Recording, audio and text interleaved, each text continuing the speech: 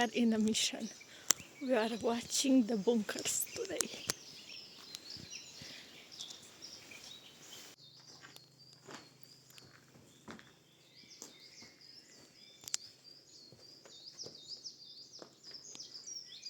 E disperat că nu mai aveau ulei, le-au bombardat în România, că România a fost de cu Hitler.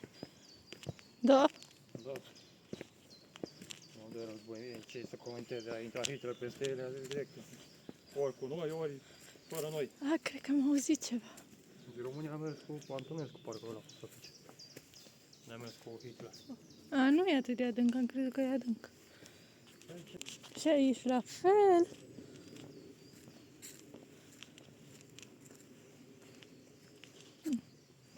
Interesant.